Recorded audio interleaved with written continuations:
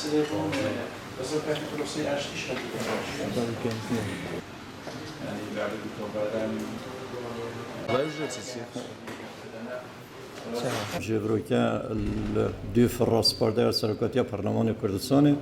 هاتی نداورا بالکایتی و انشاءالله سر دورین سیدکان و برادوز جی بدین شبر هنده کدامه که تو باران الوان دوراتین کرن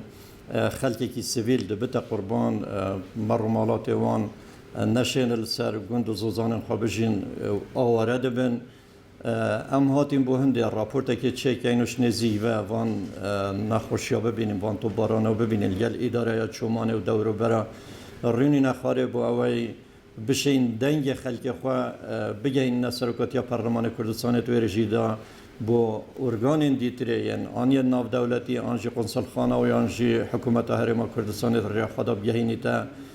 حکومت بغداد بو اوی رگه چاره که ببینم راستی بو ما وکو پارلمان کردستان گرینگیا روح خلق ما مرمالات وان جنگه ها ما جن گشت گذاری بو ما بابت که گلک گرینگن مخابن دمکی دریجل سرانسری سنور کردستان تو باران و بمبا باران بویا شیوکی نریت که روزانه و خلق کردستان پیتشیتن و گندت خود شلت کن و جنگه هاوان سجیتن و نشین جیان خواب رنگی که آرامی ببنه سری بلکه تأثیر که گلک مازن درون خلق کردستان و جنو آفرت و زاروکا جی کریه بو هنده ام نزیک و دیسان ببینین و بشین وی دنگ خلق خواب بگهینین قربویا یاسای ناو دولتیت این دوید قربو بینه کرم خواج حکمتا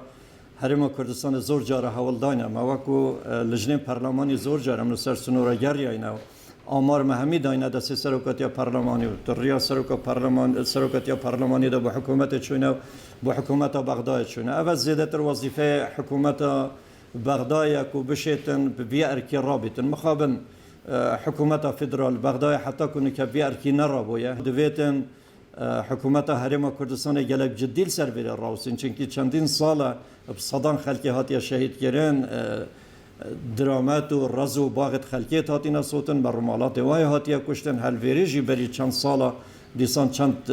مرمالات خلقی هاتی کشتن اب همی ضرر و زیانن دویت حکومت عراق براسیب ارکی خرابیتن برانبری قربویا وی خلقی و داوکاریش حکومت دیتری بکتن اولاین تو بارانت کانو و دبنا سبب وان ضرر و زیانه أسئلتهم بس كانت فلوسي أشتيش يقول أو جماعة نريد منها كهاتينا أمثلا خوشة